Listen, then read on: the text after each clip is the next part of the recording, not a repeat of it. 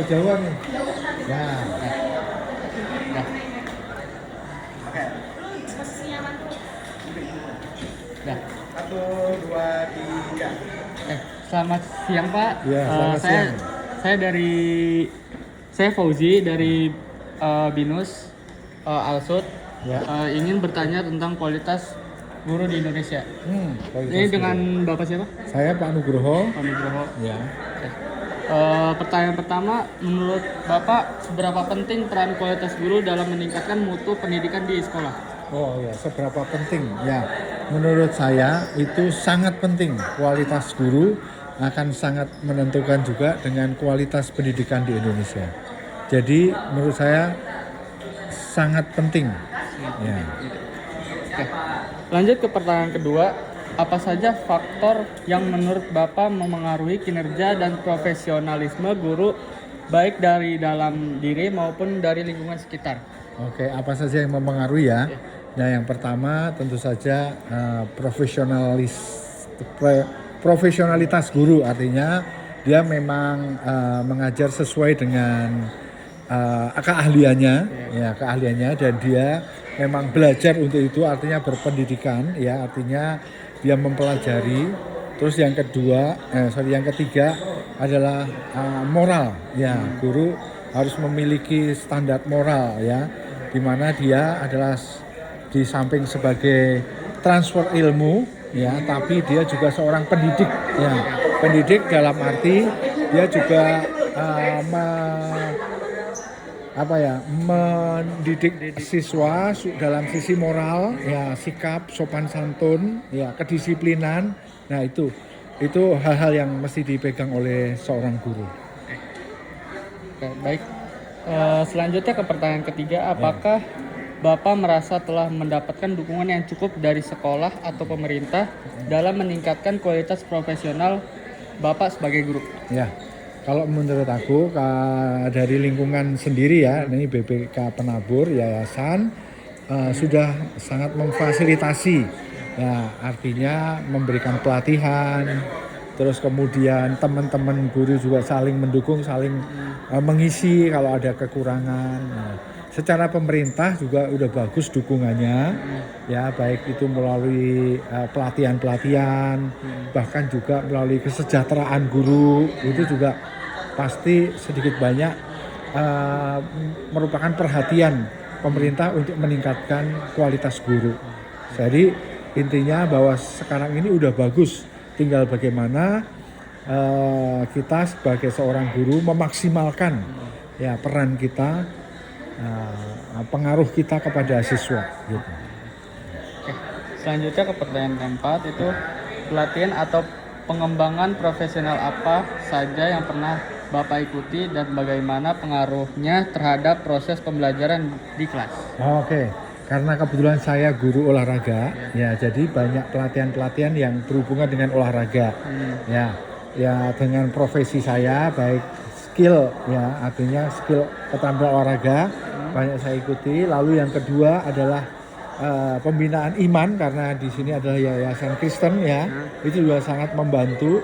Lalu yang ketiga adalah dari sisi pendidikan, ya, artinya tentang bagaimana cara mengajar yang baik, ya, bagaimana mendisiplinkan siswa dan sebagainya. Jadi menurut saya udah sangat cukup, ya, pelatihan-pelatihan atau juga penataran yang sudah diikuti. Nah, tinggal bagaimana dalam kita menerapkan, ya, aplikasi di lapangan, di kelas, gitu. Ya, baik Pak. Selanjutnya pertanyaan kelima, itu kendala atau tantangan apa yang paling sering Bapak hadapi dalam upaya meningkatkan kompetensi dan profesionalisme sebagai guru? Ya, oke. Nah, ini yang perlu perhatian banget. Jadi perubahan zaman, ya, menurut saya yang paling kelihatan, karena berbeda ketika kita mendidik, ketika saya jadi seorang pelajar dengan sekarang ketika saya mengajar, ya, tentu saja di usia yang berbeda, ya kan. Nah, kalau zaman saya dulu jadi pelajar SMP, SMA, kita itu sangat patuh sama gurunya, artinya apapun yang disampaikan oleh guru itu kita menerima, dan artinya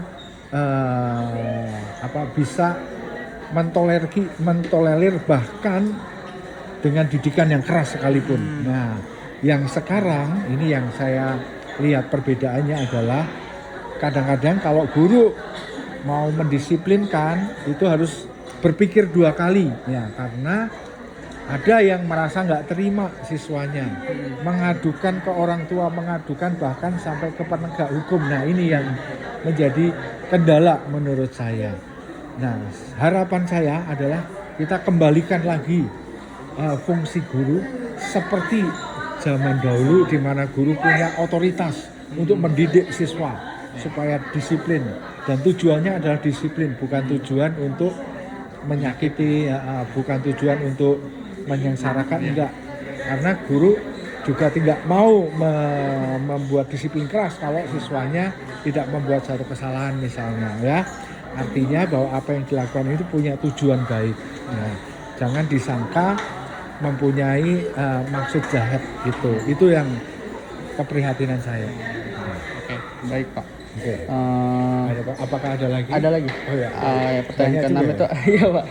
Pertanyaan ke-6 itu apa Apa? saja langkah yang Bapak lakukan secara pribadi untuk terus meningkatkan kualitas mengajar dan kemampuan profesional Bapak? Oke, ya ini karena masalah kemampuan pribadi. Yang pertama saya belajar juga dari teman-teman senior ya, mencari tahu bagaimana cara mengajar yang baik. Kita juga punya komunitas. Kalau di tempat di pengajar saya ada MGMP ya, guru olahraga ya, kita saling belajar di sana, saling mengisi, memberi dan saling memberi masukan bagaimana mengajar yang baik. Ya, itu yang pertama. Yang kedua, juga saya sendiri berusaha meningkatkan pengetahuan baik melalui baca buku, melalui internet. Nah, juga mulai menggali keterampilan-keterampilan yang saya miliki ya. Misalnya saya mengikuti kalau dalam bidang olahraga ya, mengikuti perkembangan olahraga saat ini sehingga up to date ya, yang kita sampaikan di kelas itu adalah berita-berita terkini ya supaya siswa kita juga tidak ketinggalan tentang berita terbaru gitu. Oke, baik, ini pertanyaan terakhir ya Pak. Yap. Apa harapan Bapak terhadap sistem pendidikan saat ini agar lebih mendukung peningkatan kualitas dan profesionalisme guru? Oke. Ya, usulan saya bahwa kita sebetulnya mau pakai kurikulum yang mana aja setuju ya kalau saya ya. Kalau kita melihat kan ada perubahan kurikulum. Nah, usulan saya pakai kurikulum yang memang dinilai bagus para pakar dan jangan berubah-berubah gitu. Jangan sering-sering berubah supaya kita juga bisa fokus. Karena setiap kurikulum menurut saya ada positifnya, ada negatifnya pasti ya. Tapi kalau kita berubah-ubah, akhirnya kita belum lihat yang fokus bagusnya udah ganti lagi gitu ya. Jadi oke, pakai kurikulum yang mana aja, tapi dalam waktu yang cukup. Jangan terlalu sering berubah, itu aja. Nah, kalau sekarang mau pakai kurikulum merdeka, ya pakai kurikulum, jangan nanti ganti lagi apa begitu ya. Itu aja dari saya. Oke, Terima Pak. kasih. Terima kasih Ya. sudah meluangkan waktunya Siap. Bapak. Ya, maju terus Ya. pendidikan Amin. Indonesia. Ya, makasih Terima Pak. kasih, ya. Ya Pak. Oke. Terima kasih.